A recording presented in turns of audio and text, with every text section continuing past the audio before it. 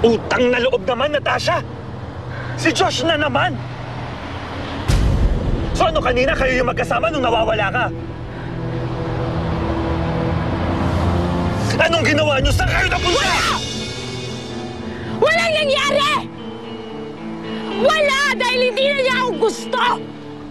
Eh, yun naman pala, hindi ka niya na gusto eh! Eh, titigilan mo na! Natasha, ako na! Ako na ang boyfriend mo!